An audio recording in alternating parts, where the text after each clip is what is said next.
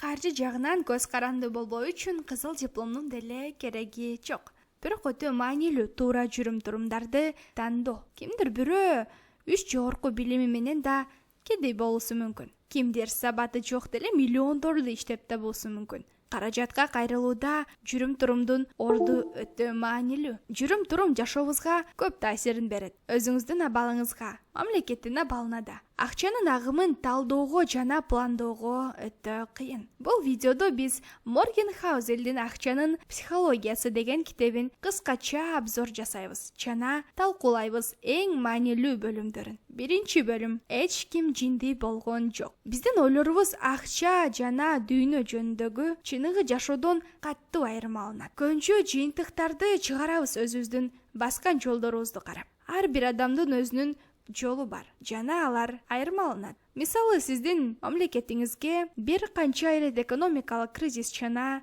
инфляция болсо, акча сактоого сиз чоочундап карап каласыз. Сиз коркосуз акча өзүнүн күчүн жоготуусуна. Ошол себептен аракет кыласыз батыраак коротууга чогулган акчаны. Бирок туруктуу валютасы бар өлкөдө жашаган адамдар андан коркууларды сезишпейт. Ошондуктан алар чоочулашпайт акчаларын чогулткандан. Эки акылдуу адам, эки башка мамлекет, эки башка мамиле акчага. Пандемияга чейин Австралиянын жашоочулары билишкен эмес экономикалык кризисти. Алар ушул убакытка чейин андай учурга кабылышкан эмес. Ооба, интернеттен карап таап окусаңыз болот маалыматты. Бирок сиз өзүңүздүн башыңыздан өткөндөй аны сезе албайсыз. Адамдар акча менен мамиле кылышат жылдар негизинде калыптанган айлана чөйрөнүн түрткүсү менен. Бир адам айтуусу мүмкүн: акмак эле мындай нерсеге акча коротот. Башка бирөөлөр айтуусу мүмкүн: бул өтө жакшы инвестиция деп. Бирок эч бирибиз акмак болбойбуз. Себеби ар бирибиздин чечимибиз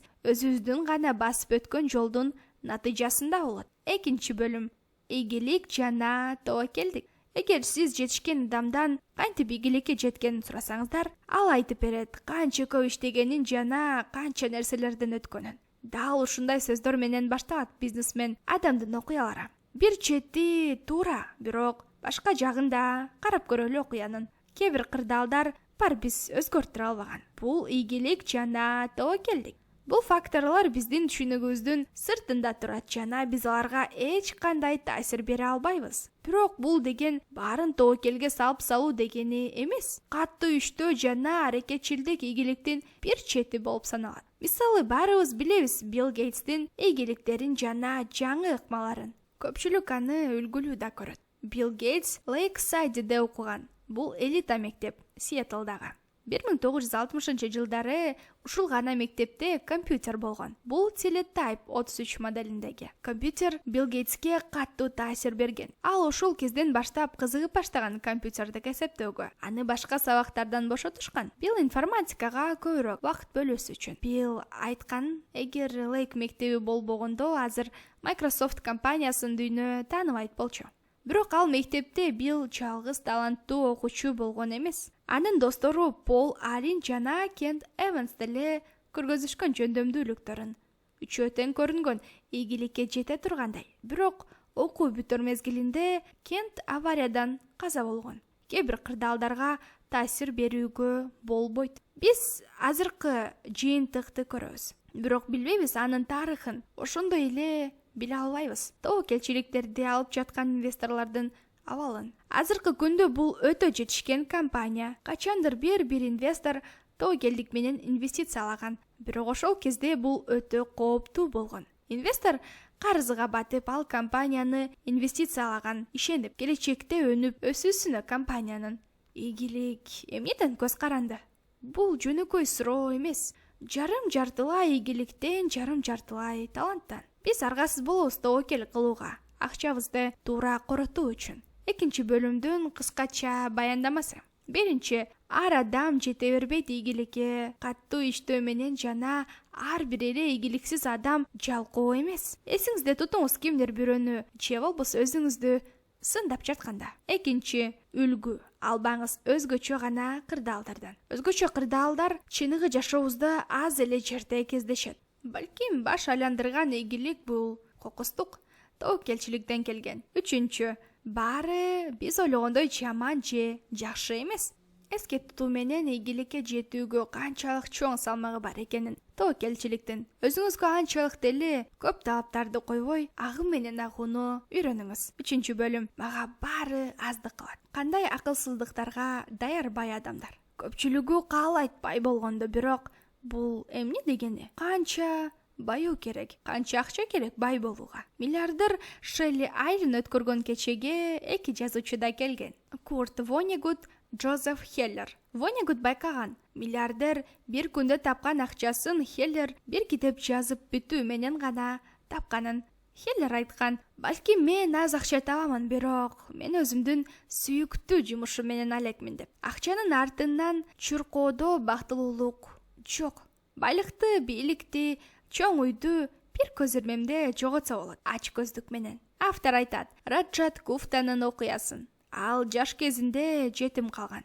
Жылдар өтүп, Гарвардтан магистр даражасын алып, McKinsey компаниясында директор болуп иштеген. 2008-жылы анын финансылык абалы $100 миллион түзгөн. Бирок ага бул аздай көрүнгөн. 2008-жылы кризис убагында Goldman Sachs'та Уоррен Баффет ал компанияга $5 миллиард инвестиция кылган. Компаниянын рейтинги көтөрүү үчүн. Гуфта директорлордун кеңешинде бар болгон үчүн Goldman Sachs'та. Ал жашыруун компаниянын акцияларын сатып алууну көздөгөн. Ал билген Баффет инвестициясынан кийин акциялар баасы көтөрүлөт экенин. Жыйынтыгында аны жоопко тартышкан инсайдердик сатуу боюнча. Ач көздүк анын мансабын жана кадыр баркын кетирген. Эгер сизге биздин видеобуз жагып жатса, лайк басып, каналга жазылганды унутпаңыздар. Жаңы видеолор жумасына чыгат. Анда эмесе биздин темага кайталы. 3-бөлүмдүн негизги пункттары. Биринчи, эң кыйыны акчанын ченемин билүү. Баштап сиз өзүңүзгө бир максат коесуз. Кийин экинчисин, сиз каалайсыз андан да көп акчаны.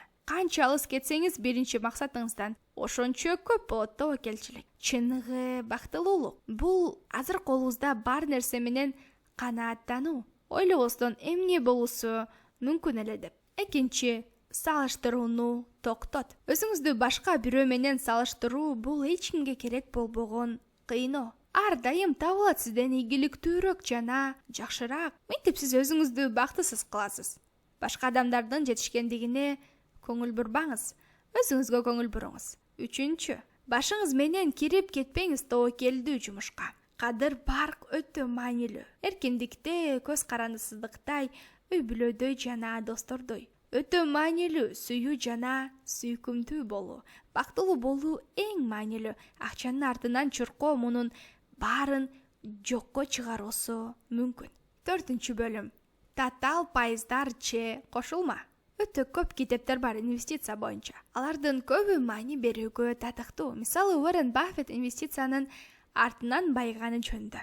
Азыркы күндө Баффеттин финансылык абалы $86,5 миллиард түзөт. Ал өтө мыкты инвестор. Бирок анын ийгиликтеринин сыры инвестиция эмес. Баффет кичине эле кезинен инвестор болгон. Азыркы кезде Уоррен Баффеттин 90% кирешеси инвестициянын пайдасы. Ал мыкты чебер бул жаатта, бирок анын эң башкы сыры убакыт. Бул эң негизги принциби кошуунун. Автор баса белгилейт, ийгиликтүү инвестициялоо ар дайым эле көп киреше алып келүү эмес. Көп киреше убактылуу эле көрүнүш, көпкө созулбаган. Ийгиликтүү инвестиция бул үзгүлтүксүз келген киреше. Чарли Монген айткандай, биринчи кошуу эрежеси инвестицияларды капиталдаштырууну эч качан бузбаңыз. 5-бөлүм. Байып, байлыкты сактап калуу. Ар бир бурчтан финансылык гуру айтат, кантип бай болууну, бирок эч ким айтпайт кантип сактап калууну чогулган байлыкты. Бул нерсеге көңүл буруу өтө зарыл. Автор айтат, бул нерсеге мүнөздүн эки өзгөчөлүгү жардам берет. Үнөмдөө жана паранойя. Үнөмдөө бул кылдаттык менен коротуу табылган акчаны. Байуу үчүн тобокелдик кылуу керек. Жакшы ойлор менен кароо керек келечекке. Бирок сактап калуу үчүн табылган акчаны жөнөкөй болуу керек жана эстеп жүрүү ар бир мүнөттө жоготууңуз мүмкүн байлыгыңызды. Кошуунун процесси дарак өстүрүүгө окшош. 1 жылда эч кандай өзгөрүүнүн сезбейсиз. 10 жылдан кийин биринчи жыйынтыктарды көрөсүз. 50 жылдан кийин таңыркап карайсыз кандай укмуштуу жумуш кылганыңызды. Улуулукка жетүү үчүн кыйын жолдордон өтүү керек. 6 бөлүм. Каталар менен да финансылык эгемендүүлүккө жетсе болот. Бул окуяда автор Хёнс Бергрун мисал келтирет белгилүү инвесторду. Бергрун тактоо түшүнүү сапаттары менен айырмаланып турчу. Ал өтө көп акчасын чыгармачылыкка финансировать этип, көптөгөн чыгармалардын жыйнагын чогулткан. Бирок алардын аз эле бөлүгүн баалуу деп билишкен. Демек, Бергрун андай деле билүүчү болгон эмес экен. Бирок бул нерселер ага тоскоолдук кылган эмес, өтө бай инвестор болуусуна. Себеби кээ бир чыгармалар шедевр болгондугунан алардын артынан байлык жыйнаган. Бизнеске кирүүдө Паретто принцибин аны элде 80-20 деп да аташат. Тажрыйбалуу инвесторлор жана компаниялар билишет. 100% инвестициянын 20% гана пайда алып келет.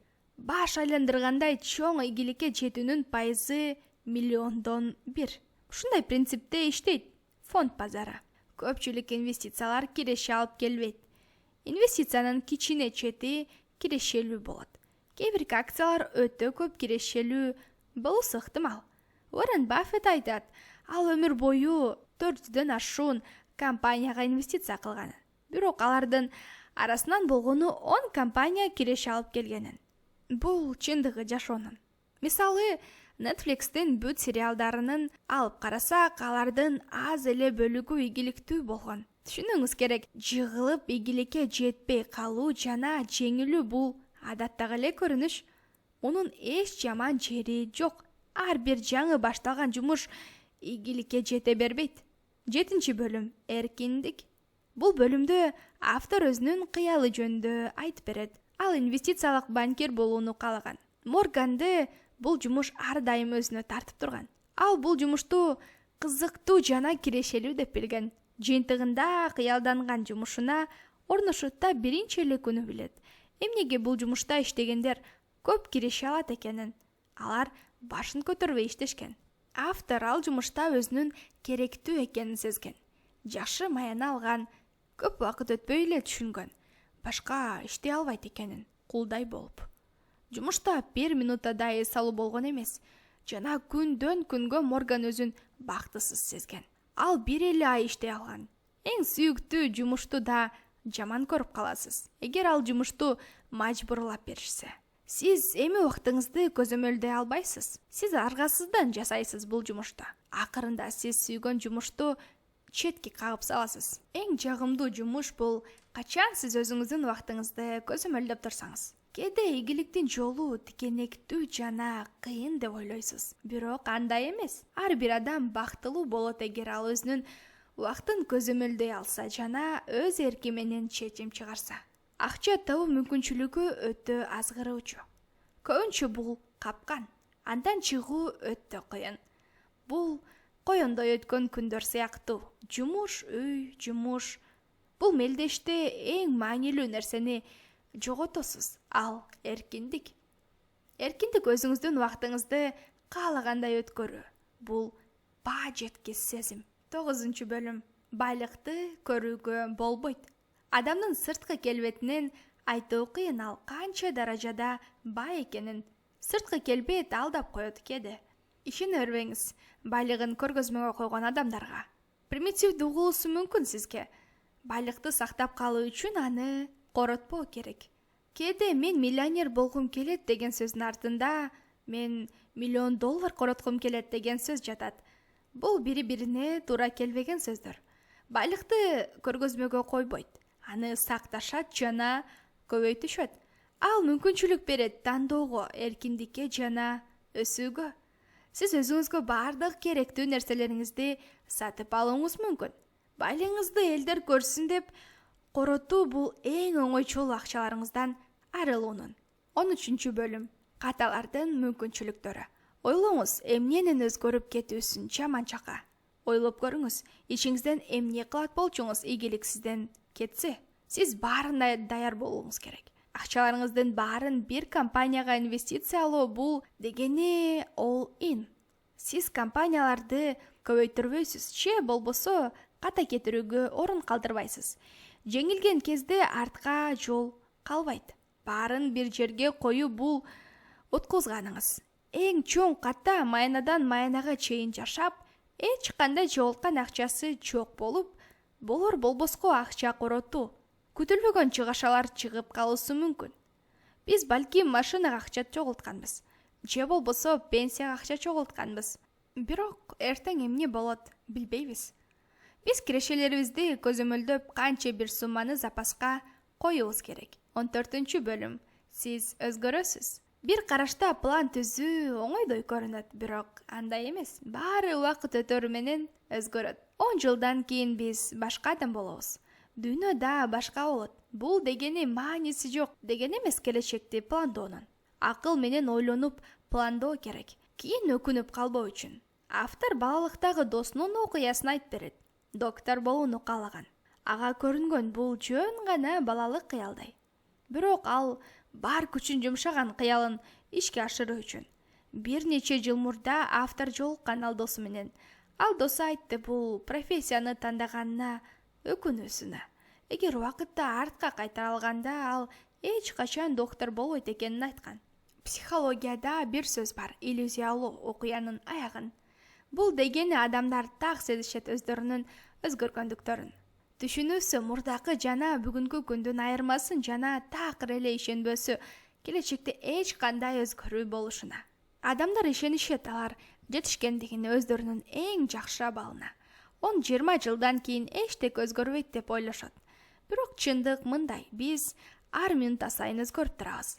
Айлана чөйрө, ойлор өзгөрөт. Биз 10 жыл мурда ойлогон пландар азыркы күнү көрүнүшү мүмкүн. Туура эместей. Ошондуктан жет өлчөп биркесиңиз узакка созулган проекттерге. 15-бөлүм. Акысыз эчтеке жок. Баарынын өзүнүн баасы бар. Бирок баарынын эле баасы жазылбайт. Ойлонуп көрүңүз, сиз чечимиңизге канча төлөп каласыз? Канча турат ийгилик? Даярсызбы ал бааны төлөгөнү? Сөз менен баары оңой, бирок жумуш үстүндө сезесиз канчалык кыйын экенин. Инвестор болуу үчүн акча төлөбөйсүз. Анын ордуна төлөйсүз коркуу жана ойлонуу менен фонд базарынын туруксуздугуна.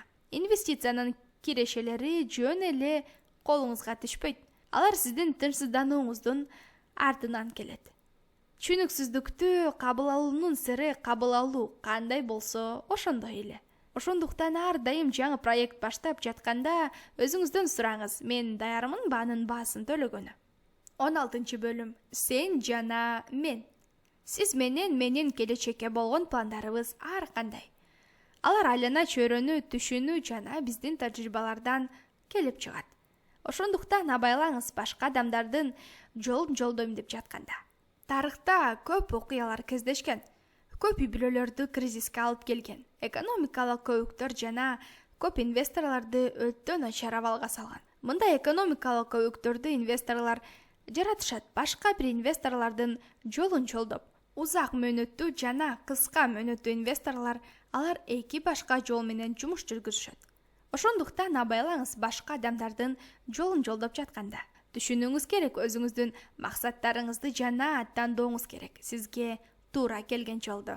17-бөлүм. Пессимизмдин тартуулоосу. Сиз билесизби, көп адамдарды кайгылуу жаңылыктар өзүнө тартып турат. Адамга жаккандай сезилет жаман жаңылыктар. Бүгүнкү күндө пессимизм адаттагы эле көрүнүш. Терс окуялар адамдарды тартып турат. Автор эскертип кетет. Орус профессорун Игорь Панариндин жазылмасын. We are the World Journal. Бул жазылма кыскача обзор дистопиялык тасмага. Ал тасмада көргөзүлгөн иллюзия түрүндө. Көргөзүлгөн 2010 жылы Американын кыйроосу жөнүндө. Ал жерде жазылат Америка экиге бөлүнгөн жөнүндө. Аляска Россиянын көзөмөлүнө өткөн. Калифорния республика намын алып, Кытайдын көзөмөлүнө өткөн. Жалпысынан айтканда ушундай окуялар жазылган. Башкы барагында эң престиждүү газеталарында басылып чыгарылган. Пессимизм бизге мүнөздүү, себеби ал бизге эволюциядан өтүүгө жардам берген. Ким кырсыкты билсе, ал ага даярданат батыраак жана тирүү калат. Бирок баарыбыз каалайбыз өнүгүүгө жана дүйнөнү жакшы жакка өзгөрткүбүз келет. Бул жерде жакшы ойлоо жардам берет. Муктаждык жашап кетүүгө, акчанын артынан чуркоо адамдарды ар бир учурга көнүп кеткенди үйрөтөт. Муктаждык инновацияны жаратат. Элестетиңиз, сиз Япониядасыз. экинчи дүйнөлүк согуштан кийин. Сиз газетада көрүп каласыз. Ал жерде жазылган Япония эң өнүккөн мамлекеттер катарына кирет деп. Туурабы жокпу убакыт көргөзөт. Япония чынында эле экономикасын дүйнөлүк деңгээлге чыгарган. Мамлекет алдыңкы өлкөлөр катарына кире алган. Жеңилгенден кийин бул адамдарга жооп болгон, жаман ойлоп сүйлөгөн. Адамдар аракет кылышкан мамлекетти өнүктүргөнү. Адамдардын мүнөзүн четке кагуу өтө кыйын, бирок жакшы ойлор болбосо ийгиликке жетүү өтө кыйын. Видеону аягына чейин көргөнүңүздөр үчүн чоң рахмат. Биздин каналга катталып, коңгуроону басканды унутпаңыздар.